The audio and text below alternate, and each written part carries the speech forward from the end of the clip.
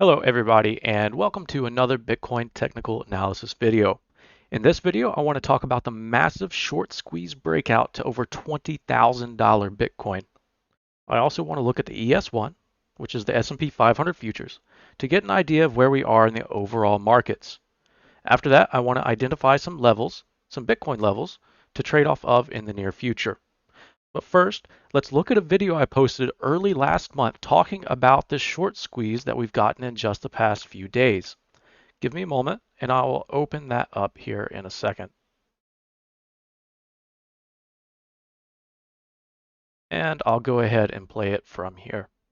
Now, I definitely need more information, more data when price comes up here. It's always possible that we squeeze right through, but I'll be looking for a front run because if we consolidate below this resistance, then we might get a squeeze through and I'll be looking to the next level. And that's exactly what we got. We got that front run of the 19K2 level that I was watching for long ahead of time, and we squeezed right through to the next level. That next level being the level we have here on the trading view screen. I'll pull that up, that 21K8 level around here. But before we look at this level, let's look at the front run that we got at 19K2 using the Addis Footprint software. I'll go ahead and open that up.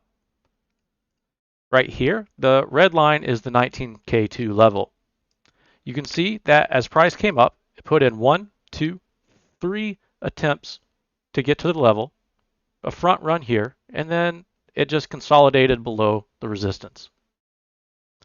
After a bit of consolidation, we moved up through the level, and I was watching the open interest here and the cumulative volume delta here.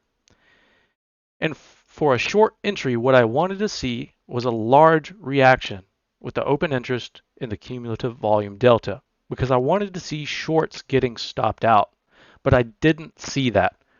We got to move right above the level and right back down, and there just wasn't much of a reaction at all. And so this was not a short entry trigger for me. A lot of people may have shorted this and gotten stopped out, and if not looking at order flow software, it's a decent short. But if you're looking at this order flow software, you can see that there was no market reaction at this area, and so it just wasn't a good short trade for me.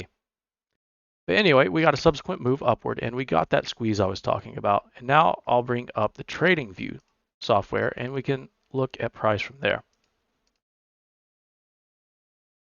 You can see we got the squeeze up, and I had this level marked out for quite a long time. We've got the value area high of this previous range here, and I'm calling this area, this time frame here, the previous range.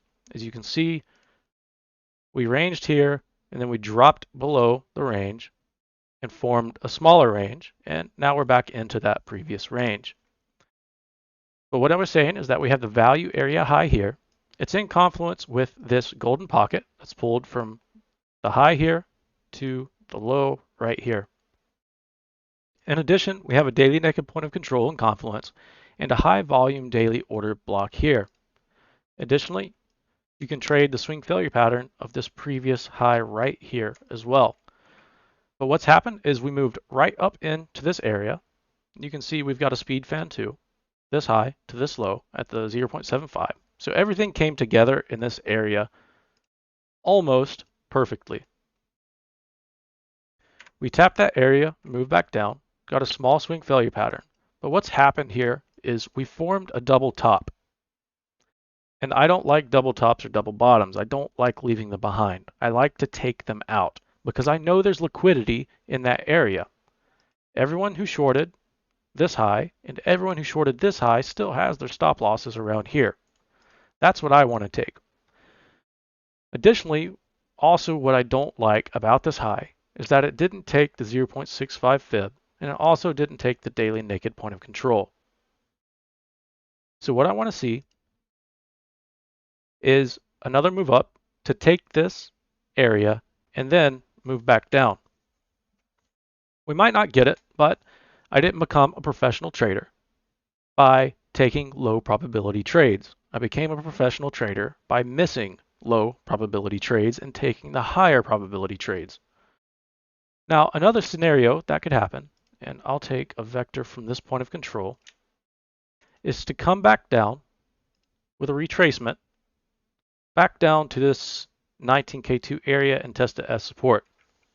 This would be a decent area to re-enter along or to get another chance at a long if you missed it down here. But there's no way I would be longing this far up here unless it were a scalp trade. Now what can happen, similarly to what happened to this 19K2 area, is another consolidation below resistance and we start to squeeze straight back through. Now I do have some levels to the upside. I'll go ahead and toggle those on. You can see there are some volume levels and some volume levels and time levels. There's a weekly naked point of control and a daily naked point of control. Additionally, for the time levels, you have the monthly level and the weekly level. You're also in confluence with the 886 and the 786 Fibonacci area. Additionally, you have this trend-based fib extension pulled from this low to this high down to this low. So there are a few levels to the upside, but right now what I'm looking at is this 21K8 level. Now, we could get a bit of consolidation and move straight through, or we could get a retracement and then move up, and it doesn't really matter which one happens. And it doesn't really matter which one happens first, as long as there are levels to the upside to trade and there are levels to the downside to trade. It doesn't matter which comes first or which happens or which doesn't happen. There are trades to either side. Now, let's go ahead and look at the ES1, the S&P 500 futures.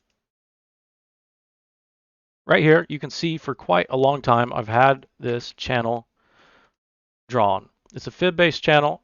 It's anchored from the all-time high to this next lower high to this low right here. Now, the reason I like this channel rather than the other places a channel could be pulled is because the midline respect. You can see at each of these white circles, every time price comes to touch the midline, there's a good reaction, and that's what I'm looking for when pulling a channel.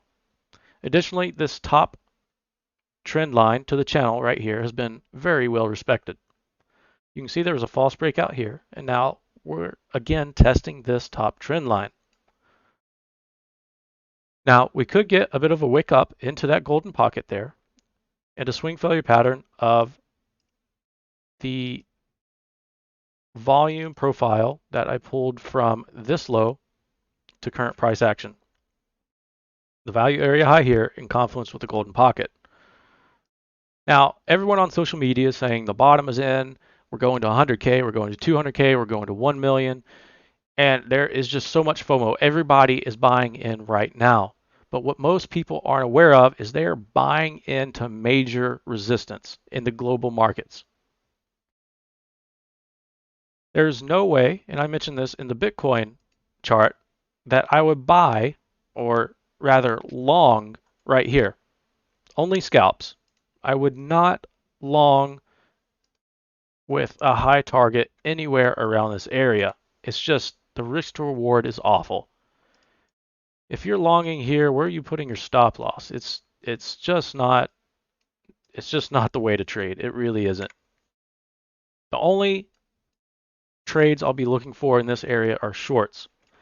Now, for me to be convinced that a major bottom is in, I would need to see a squeeze through this level and a back test and a move back upward with high volume.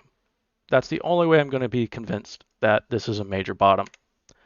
Otherwise, I'm going to be looking for maybe a wick through here, but a move back downward.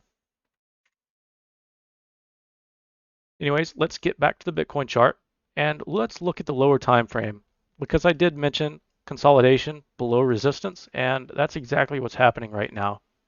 You can see this area similar to the consolidation below the 19K2 resistance. We're getting consolidation again. Now, generally, when there's consolidation below resistance, I would consider this a bullish sign, and I would be looking for squeezes through the level. The longer we consolidate, the more likely a squeeze through the level becomes. because what's happening is everyone is shorting early, and they're putting their stop losses around here.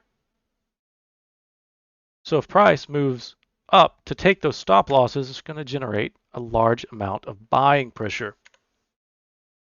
Now, we might move up into those 24K levels I had shown earlier, and I'll just toggle them on again just for a visual. We might squeeze into there, or we might squeeze up, stop out a lot of shorts, and then quickly move back down. If we stop out a lot of shorts, and I see a very good reaction with OI and CVD, that would be my short entry trigger. But until I see that volume and that order flow that I want to see, I'm not going to enter the short trade. If we move down and start breaking down and I start seeing signs of weakness, I'm glad to miss the short in this area. It's no problem. I can wait for more data to find another more high probability short trade. And that's fine with me. Like I said, I didn't become a professional trader by taking low probability trades. I became a professional trader by missing low probability trades. That means if you're approaching the markets as a professional, you're going to miss out on a lot of trades, and that's okay.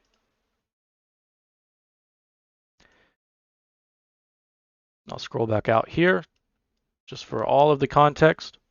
That's all I have for this Bitcoin technical analysis video. If you found this video helpful, like, comment, and subscribe. And if you want exclusive analysis and educational content, or if you just have any questions, go ahead and join the newly created Discord community using the link in the description below. Thank you for watching.